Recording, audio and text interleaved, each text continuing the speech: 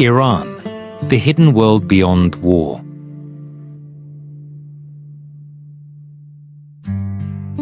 On the map, it sits at the crossroads of everything.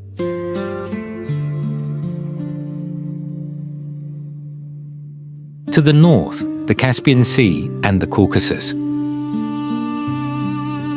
To the east, Afghanistan and Pakistan. To the west, Iraq and Turkey. To the south, the Persian Gulf and the Strait of Hormuz, through which a fifth of the world's oil passes every day. 1.65 million square kilometers, 87 million people. One of the oldest continuously inhabited regions on Earth. When people think of Iran, they think of the news, the nuclear program, the sanctions, the hostage crisis. The chants and the flags and the geopolitical confrontations that have defined the country's image in the Western mind for over 4 decades.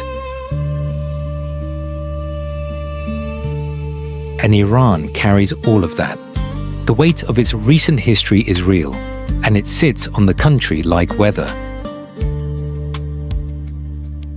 But Iran is so much more, and it is one of the great civilizations of the ancient world.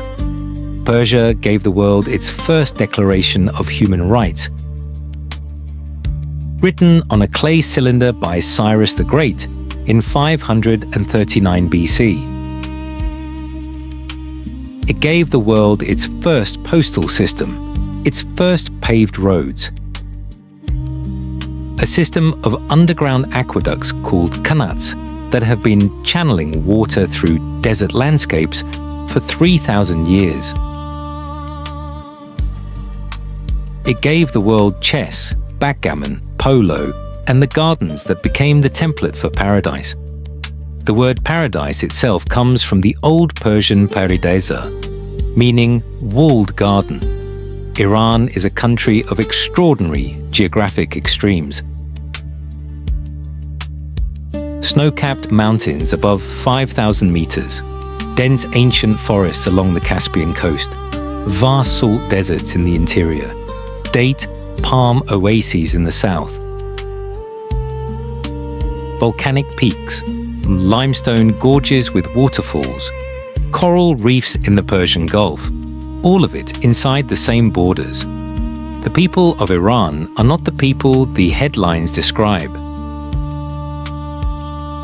They are among the most educated in the Middle East. They are readers of poetry, Hafez, Rumi, Ferdowsi. With a literary tradition that remains alive in daily conversation in a way that has no equivalent in most of the world. They are hosts of extraordinary generosity, practitioners of ta'aruf, the Persian art of elaborate courtesy, in which hospitality has become a cultural philosophy. Iran is layers, empires rising and falling over 3 millennia, the Achaemenids and Alexander, the Arabs and the Mongols, the Safavid Renaissance and the turquoise mosques it built, the 20th century's brutal whiplash of modernization, revolution and war.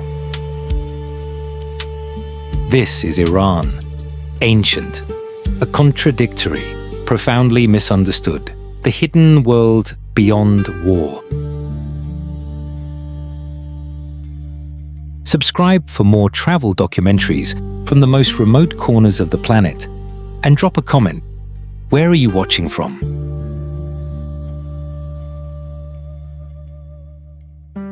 Tehran, the megacity at the foot of the mountains.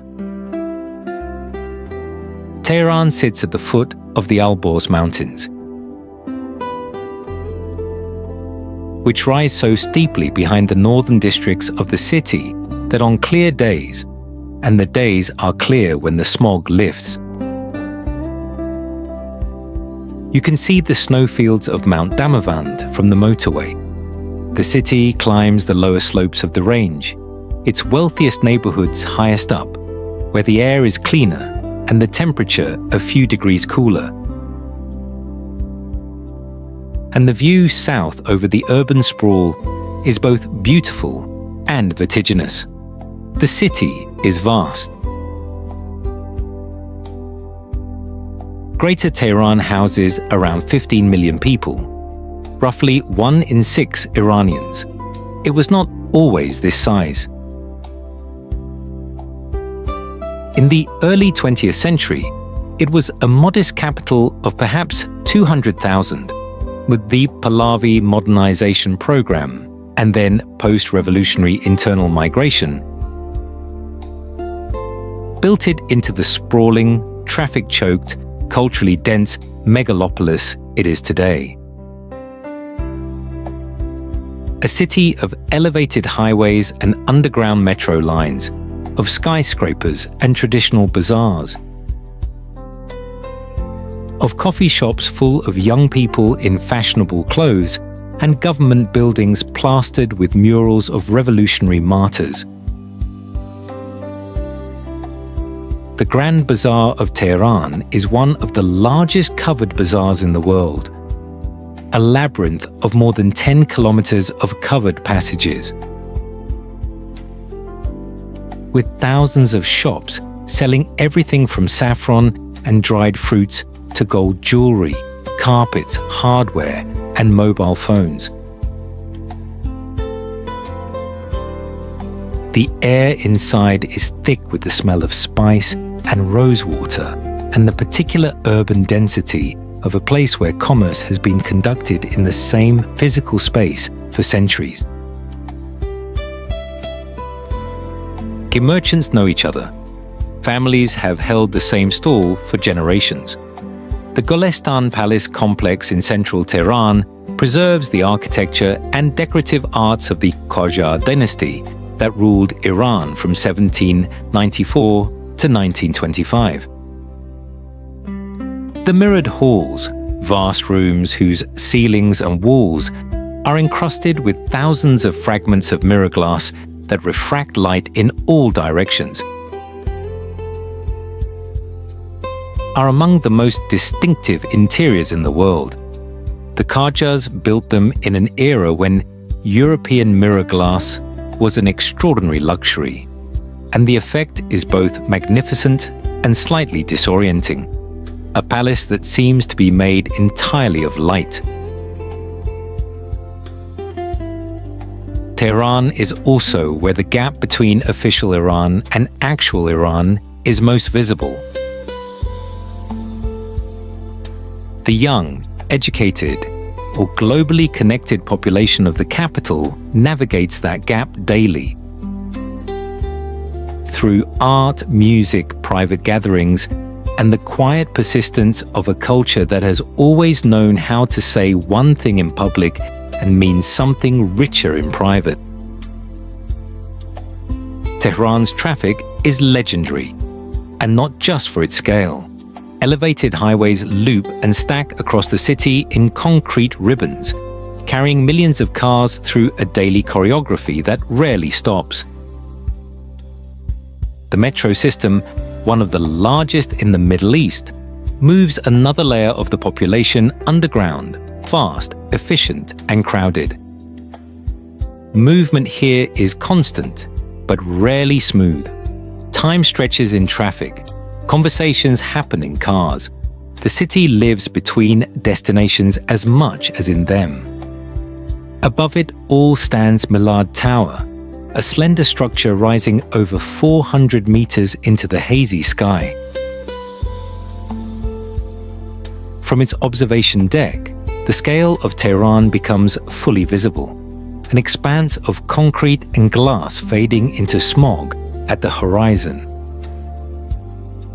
Pressed up against the southern wall of the Alborz Mountains, it is a city with no gradual edge, and it simply stops where the mountains begin. The contrast is abrupt. Urban density against geological permanence. And always just beyond the northern skyline, Mount Damavand remains, snow-covered, dormant, a volcano that has become a symbol as much as a landscape feature. Present in Persian mythology, poetry, and identity. It watches the city without interacting with it, unchanged while Tehran expands, rebuilds, and reinvents itself below. In a place defined by movement, pressure, and contradiction, Damavand is stillness, an anchor beyond the reach of everything the city becomes.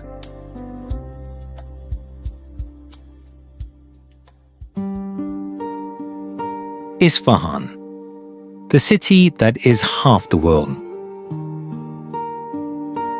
There is a Persian proverb that says, Isfahan nesfe jahan ast. Isfahan is half the world. It was coined in the 16th century when the Safavid Shah Abbas I made Isfahan his capital and transformed it into one of the most spectacular cities on earth. Standing in Naqsh-e-Jahan Square, the great central plaza that Shah Abbas built at the heart of his new capital, you understand why someone said it. Naqsh-e-Jahan Square is the second largest public square in the world after Tiananmen in Beijing, covering more than 8 hectares.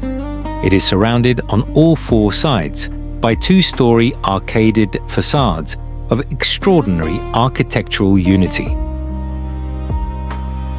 At the southern end, the Shah Mosque.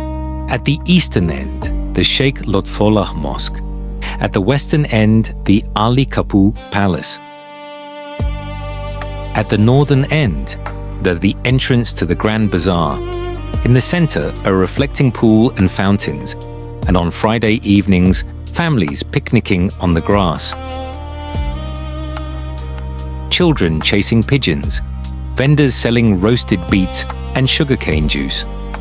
The Shah Mosque is covered inside and out in tilework of such complexity and color that it takes several minutes for the eye to stop being overwhelmed and begin to see individual elements. The dominant color is a turquoise blue that Iranian architecture has made its own, a color that changes with the light, deeper in direct sun, almost luminous in shade.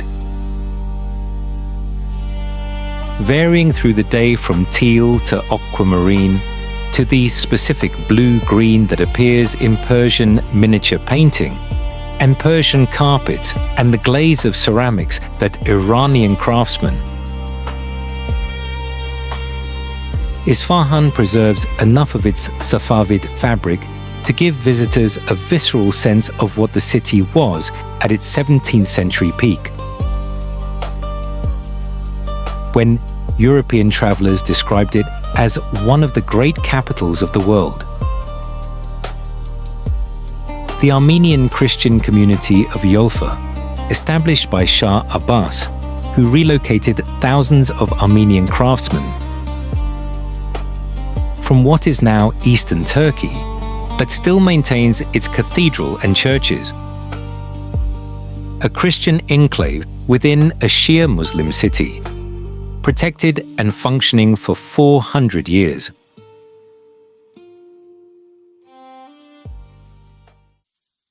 Mount Damavand, the volcano that watches over Iran. Visible from Tehran on clear days, rising from the Olborz range like a declaration. Mount Damavand is the highest peak in Iran and the highest volcano in Asia. It stands at 5,610 meters above sea level. Its summit is permanently snow-capped. Its slopes above the tree line are a world of volcanic rock, ice fields, and sulfurous vents that still exhale steam and gas into the thin, cold air. a reminder that the mountain is dormant but not dead. Damavand is not merely a geographical feature. It is the most mythologically charged landscape in Iran. In the Shahnameh, Ferdowsi's great national epic, Damavand is where the tyrant Zahak is imprisoned. Zahak was the king with serpents growing from his shoulders, fed on human brains.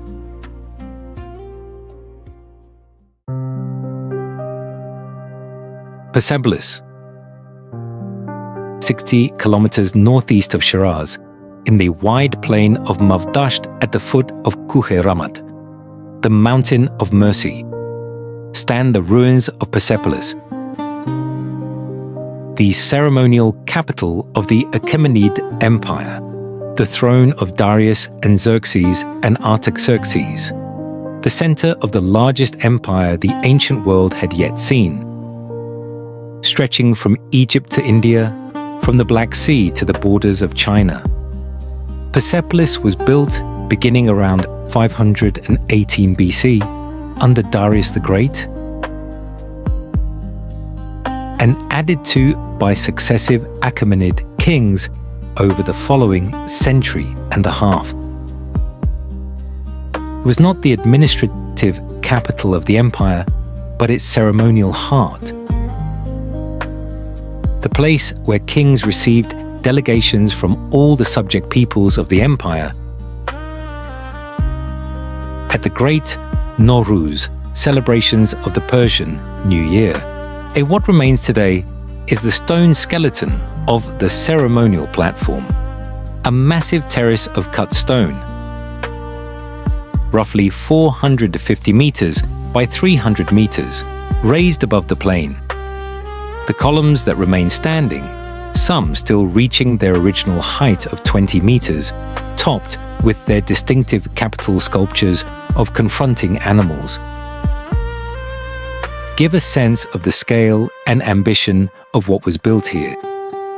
The reliefs carved into the staircase walls of the Apadana, the great audience hall of Darius, are among the most extraordinary works of ancient art that survive anywhere in the world.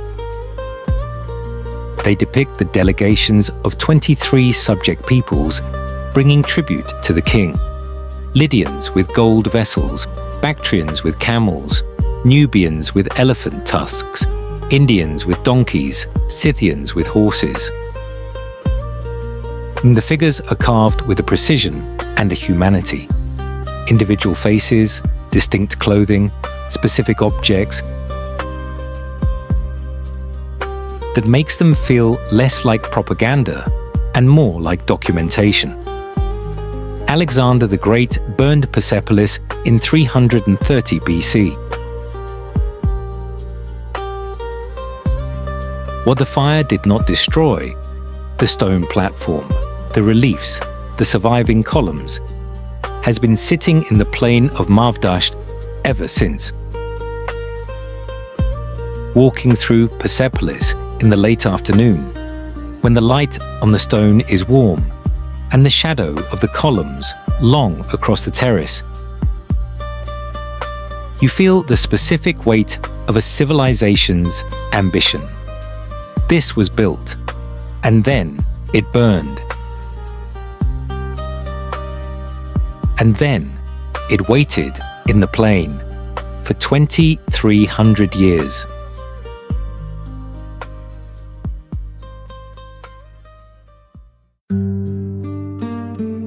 Shiraz, the city of poets and gardens. Shiraz is the city of Hafez and Sadi, two of the greatest poets in the Persian literary tradition, both born here, both buried here, both still read daily by Iranians who know long passages of their work by heart. Hafez, the 14th century master of the Ghazal, wrote poems that operate simultaneously as devotional mysticism, erotic verse, and political commentary. His tomb in the Hafiziya garden is a place of pilgrimage, Iranians come to sit beside the marble grave and perform Fali Hafez, opening his collected works at random and reading whatever verse appears as a message from the universe about one's current situation. Shiraz itself is a city of gardens. The Persian garden, Chahar Bagh, of the four-part garden divided by water channels into quadrants, is a concept that spread from here to Mughal India, to Ottoman Turkey, to the formal gardens of Europe, to the word paradise itself. The Bagh-e-Aram, or Garden of Paradise, is an example of the tradition at its most refined. A formal garden of cypress trees and flowering roses arranged around a central pool, with a 19th century palace whose tilework and mirrorwork interiors reflect the garden back at itself in endlessly multiplied reflections. The Shah Cheragh shrine in central Shiraz is one of the most visually arresting spaces in Iran. A mausoleum whose interior is entirely covered in mirror mosaic from floor to ceiling, so that the space appears to contain an infinite number of reflections of itself, each one smaller and more distant, creating a visual effect that is simultaneously dizzying and transcendent. Shiraz was historically known for its wine, the Shiraz grape, now grown from Australia to South Africa to California.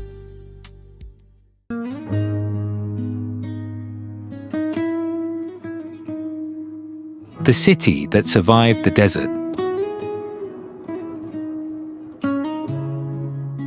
In the middle of the Iranian plateau, equidistant between two great deserts, the city of Yazd has been inhabited for 7,000 years. It is one of the oldest continuously occupied cities in the world, existing entirely because of the Qanat system that brings water from the surrounding mountains through underground channels. Some of them in continuous operation for 3,000 years, to a city that would otherwise be uninhabitable. The old city of Yazd is built of mud brick, a material that provides natural insulation against both the summer heat and the winter cold, that can be repaired with local materials, and that blends the built environment into the desert landscape so seamlessly that old Yazd from the air looks like it grew from the ground rather than being constructed on it. The streets are narrow, covered in places by vaulted mud brick tunnels that shade the pedestrian from the direct sun. The houses face inward to courtyards with pools and shade trees, turning their blank mud brick faces to the street and reserving their comfort and beauty for the interior. The wind catchers, badgers, rising from the rooftops of Yazd are among the most distinctive and beautiful architectural features in Iran. They are tall towers with open mouths facing the prevailing wind, designed to catch even the faintest breeze and channel it down into the interior of the house, where it passes over a pool of water and emerges as cool, humidified air. They are passive air conditioners, built without electricity, all operating on the physics of air pressure and evaporation that Iranian builders have understood empirically for 2,000 years. Yazd is the center of Zoroastrianism in Iran, the ancient Persian religion that was the state faith of three great empires before the Arab conquest. The Zoroastrian community of Yazd maintained their faith through centuries of pressure, and their fire temples, some maintaining sacred fires that have been burning continuously for over 1,000 years, still function as active places of worship. The Tower of Silence stands on a hill outside the city, where the Zoroastrian dead were once exposed to vultures in sky burial, the ancient ritual of returning the body to the elements without contaminating the sacred earth or sacred fire. Yazd's skyline is not defined by height, but by repetition. Domes, bedgerha, and the soft geometry of structures that were never meant to dominate the horizon, only to survive it. The city moves at a different pace. In the heat of midday, streets empty, doors close, and life retreats behind thick mud brick walls. Activity shifts to early morning and late evening, when the desert loosens its grip and the air becomes briefly, mercifully human again. At the heart of the old city, the Jame Mosque of Yazd rises with its towering minarets and deep blue tilework, a vertical contrast to the otherwise low, earth-toned city. Its entrance portal, one of the tallest in Iran, draws the eye upward, away from the horizontal sprawl of the Al-Madinah and towards something more symbolic.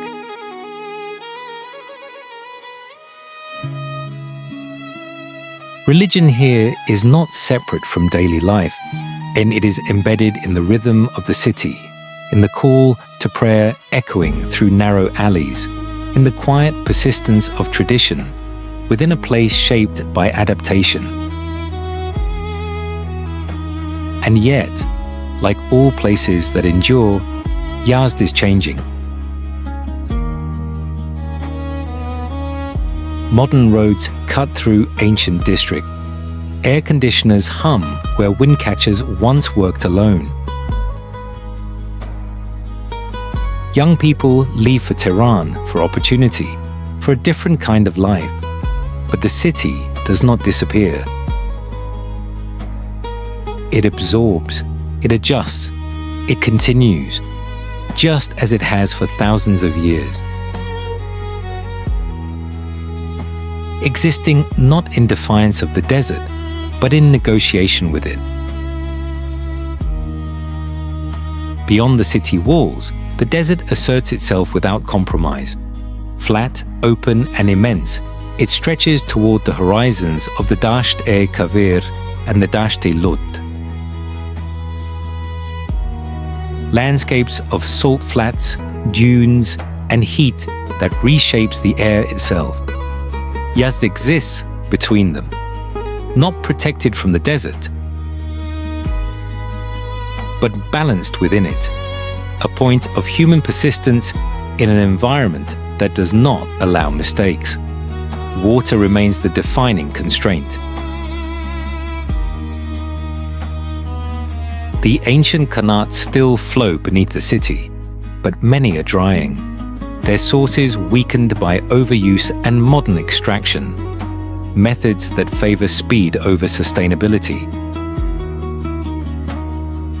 The knowledge required to maintain them, the precise gradients, the seasonal rhythms, the underground mapping passed down through generations, is fading. What was once a communal system is becoming a historical artifact, even as the need for it becomes more urgent. And yet, at sunset, when the light softens and the mud brick walls glow gold against the deepening blue of the sky, Yazd feels unchanged. The wind moves through the badges.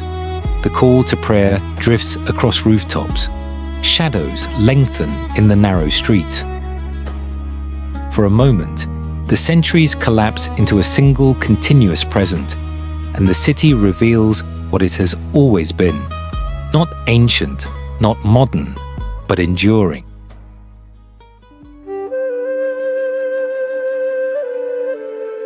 The Caspian coast and the Hyrcanian forest. Iran's green secret stand on a high pass in the Alborz Mountains north of Tehran, and you are standing between two completely different worlds. To the south, The Iranian plateau, brown and arid, the great desert interior stretching toward the horizon. To the north, the Caspian coast, dense green forest tumbling down the slopes, clouds caught on the ridge, the air suddenly humid. Below, rice paddies and orange groves and tea plantations. The Caspian Sea itself, flat and immense, the world's largest inland body of water, stretching 1,500 kilometers from north to south. The Caspian is not an ocean, though it behaves like one in scale. It has its own weather systems, its own currents, its own ecology. The sea level of the Caspian sits 28 meters below that of the world's oceans, and it has been rising and falling throughout human history, drowning ancient ports and exposing new coastline in cycles that have shaped the settlements along its shores. The Iranian coast receives the moisture-laden winds that cross the sea from the north and deliver more rainfall here than almost anywhere else in the country. A climatic accident that created the extraordinary ecosystem of the Hyrcanian forests. The Hyrcanian forests, named for the ancient region of Hyrcania that the Greeks and Romans knew on the Caspian's southern shore, are a UNESCO World Heritage Site. They are among the oldest forests on Earth, a relict broadleaf ecosystem that has survived on the humid northern slopes of the All-Bors since before the last ice age.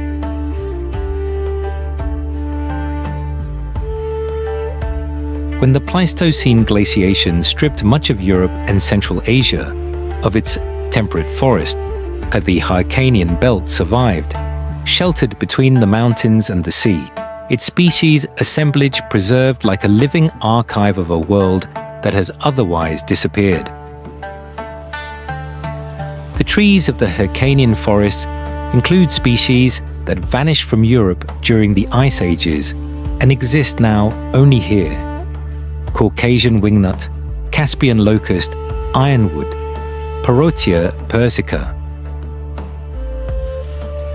A tree whose wood is so dense it sinks in water, named for the German naturalist Friedrich Parrot, who first described it to Western science in the early 19th century. Persian leopard, brown bear, wild boar, and wolves still move through the deep forest. The Caspian tiger, last documented in the region in the 1970s, is gone. Its disappearance is one of the quiet losses that the Hyrcanian forest carries alongside its extraordinary persistence. In the provinces of Gilan and Mazandaran on the Caspian coast are Iran's green north, culturally and architecturally distinct from the plateau. The houses here are wooden, with steep roofs built for rain, surrounded by gardens and fruit trees rather than desert walls. The cuisine is rice-based. The long-grain Iranian rice cooked with a crispy saffron crust called tadig is considered here and across the country to be one of the great achievements of Persian culinary civilization. The Caspian sturgeon, once the source of the world's finest beluga caviar, have been fished to near collapse, their populations a fraction of what they were a century ago. Another loss written into a landscape that has more losses than any brief account can hold. The forests descend almost to the shoreline, breaking only for narrow strips of settlement and agriculture. Roads cut through tunnels of green, where the canopy closes overhead and light filters down in shifting patterns. In places, The air is so thick with moisture that it feels almost tangible. Leaves drip, trunks darken, and everything seems to be in a constant state of slow, quiet growth. This is not the Iran most people imagine. It is closer to the Caucasus, to Europe, a different climate, a different rhythm. But this green belt is under pressure. Logging, legal and illegal, has reduced large sections of old-growth forest. Expansion of farmland, roads and tourism infrastructure fragments what was once continuous habitat. The Persian leopard survives here, but in smaller numbers. Pushed into more isolated pockets, and conservation efforts exist, but they operate against the same forces seen everywhere. Development, population growth, and the gradual redefinition of land as resource rather than ecosystem. And yet, the Hyrcanian forest endures, not untouched, not unchanged, but present. A narrow band of deep time running along the southern edge of the Caspian Sea. It is a reminder that Iran is not a single landscape.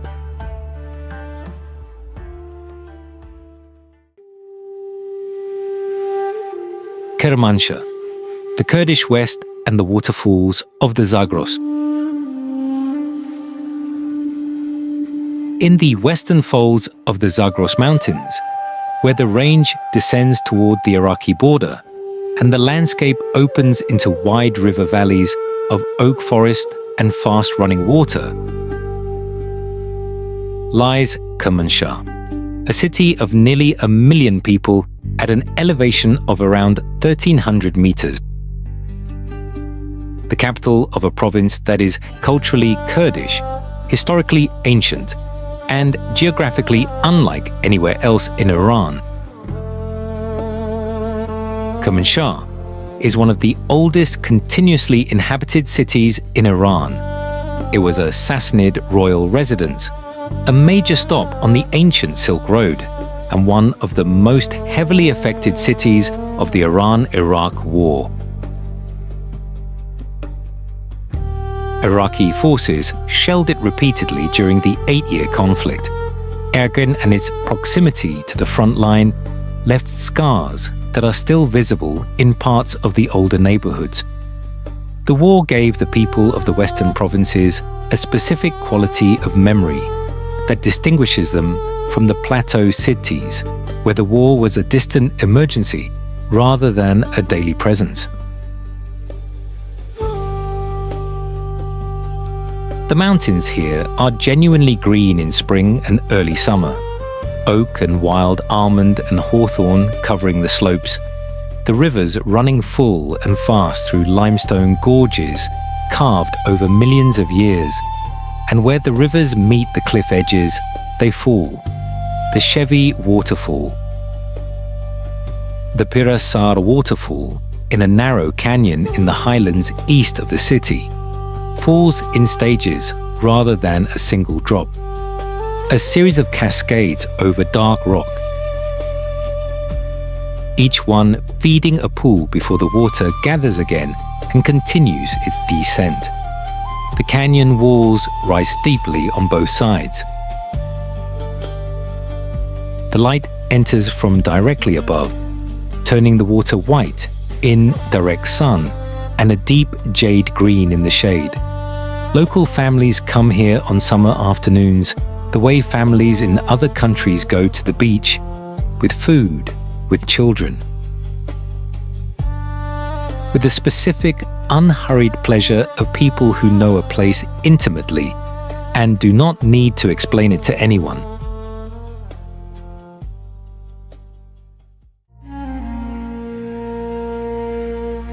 The Persian Gulf and the Strait of Hormuz, where Iran meets the sea. At the southern edge of Iran, where the Zagros Mountains finally exhaust themselves and the land flattens into a hot coastal plain, the country meets the Persian Gulf. This is a different Iran from the mountain cities and the plateau deserts. A maritime Iran, ancient and strategic, defined by water, heat, and the movement of people and goods that has made this narrow sea one of the most consequential bodies of water in the history of human civilization. The Persian Gulf stretches roughly 900 kilometers from the Shatt al-Arab River Delta in the northwest to the Strait of Hormuz in the southeast. It is shallow, averaging only 50 meters in depth, and warm, its surface temperatures reaching 35 degrees Celsius in summer. For thousands of years, it was the highway of trade between Mesopotamia, the Indian subcontinent, and East Africa. The Achaemenid Empire used it. Arab merchants crossed it for a millennium. The Portuguese fortified its islands in the 16th century. The British patrolled it until the mid-20th century. Today, the United States Navy maintains a permanent presence in its waters.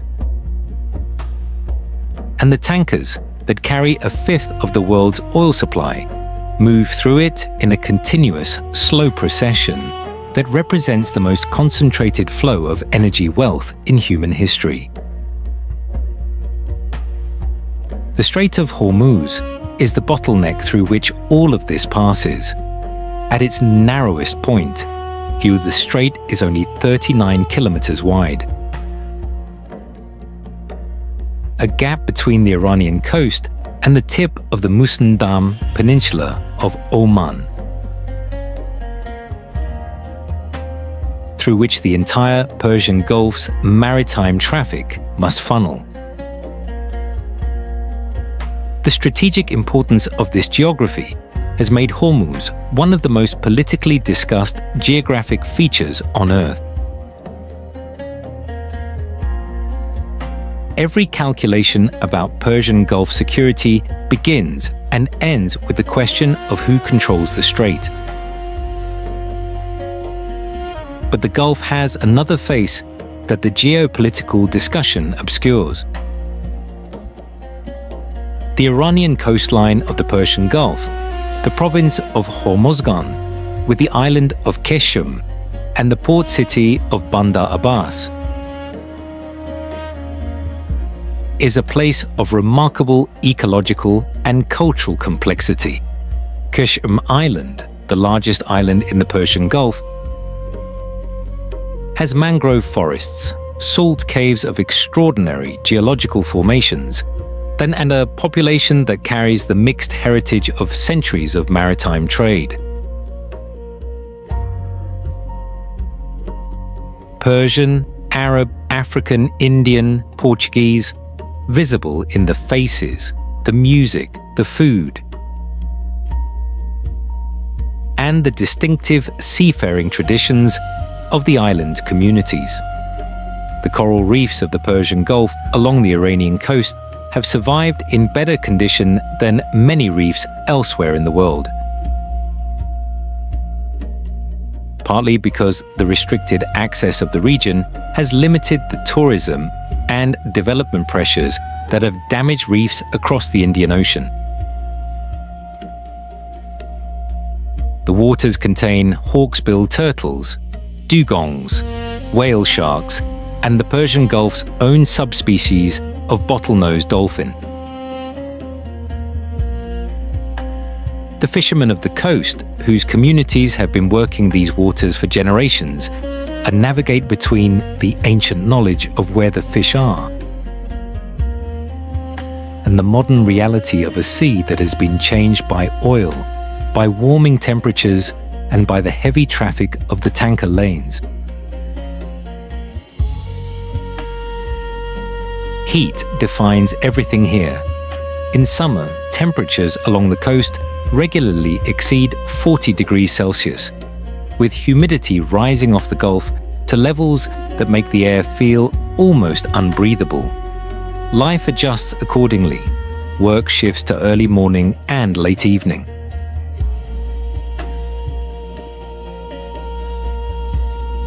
Buildings are constructed to catch what little breeze exists.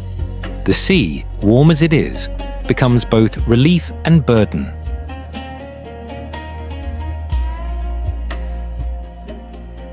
Cooler than the land, yet carrying the same heavy moisture that settles over the coast and never quite lifts. And always just beyond the horizon, the traffic continues. Tankers moving in slow, deliberate lines through the Strait of Hormuz, their routes fixed, their cargo invisible but essential.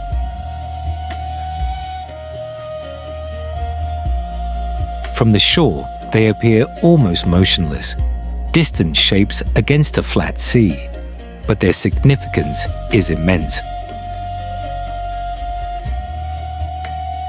This is where local life and global systems intersect most directly.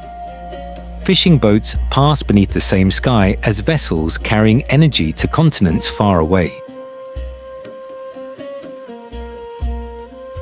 And in that overlap, the Gulf reveals its true nature. Not just a place of geography,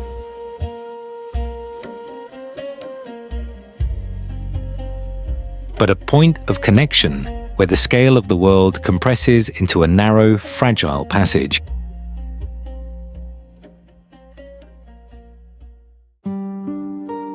La Dam. Water held against the mountain. At the foot of Mount Damavand, where the Alborz Mountains rise sharply above northern Iran, the La Dam holds back an entire valley. Built across the La River, it sits in a landscape that feels more like high alpine wilderness than infrastructure. Snow-fed slopes, wide open plains, and a sky that seems larger than the land beneath it. And yet, beneath that stillness, the dam is one of the most critical pieces of modern Iran's survival.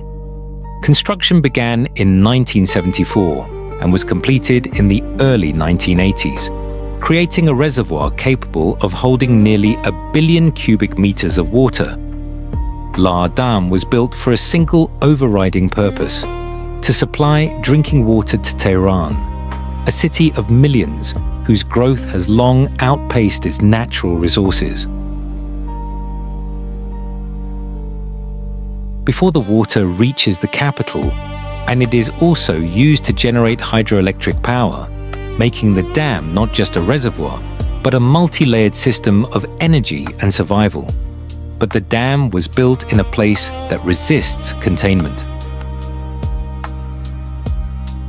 The geology beneath it, fractured limestone shaped by ancient forces and volcanic activity, allows water to seep through unseen channels.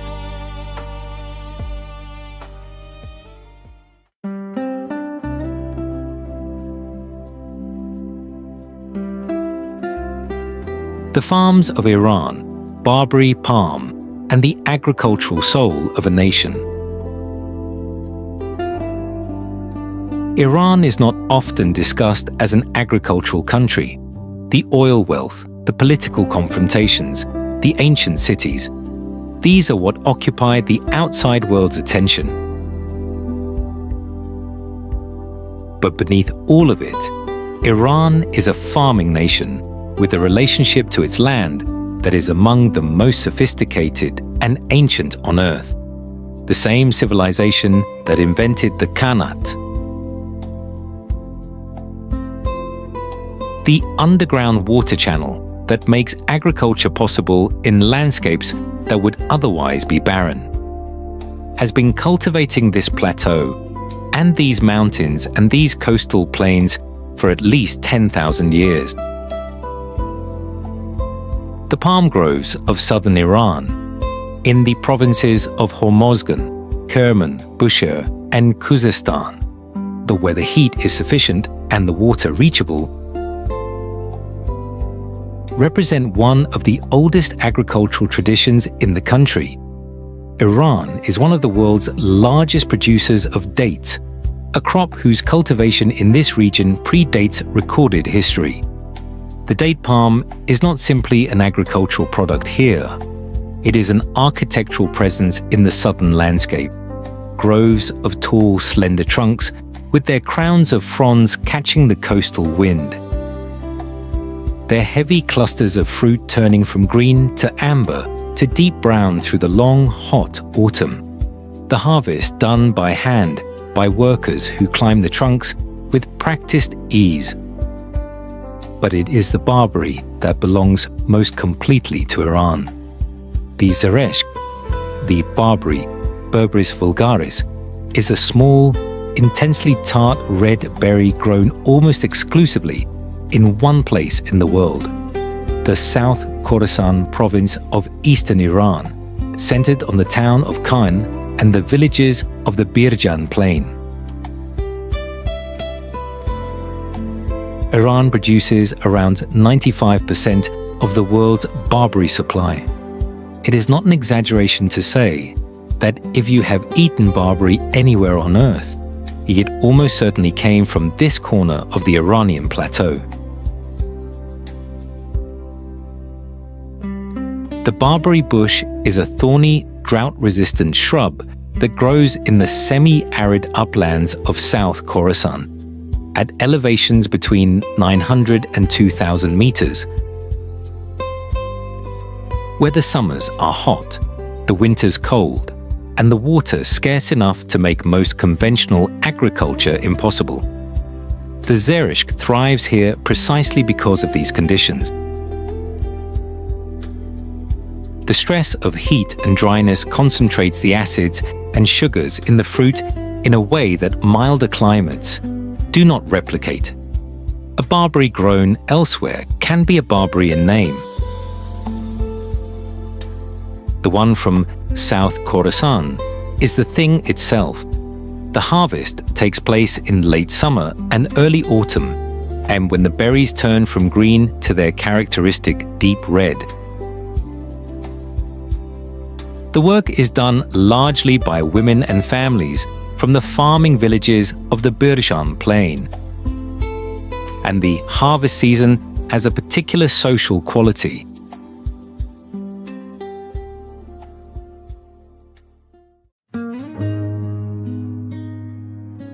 The hidden world beyond war Iran is not what you think. It is not the chanting crowd. It is not the nuclear negotiating table. It is not the hostage crisis frozen in 1979.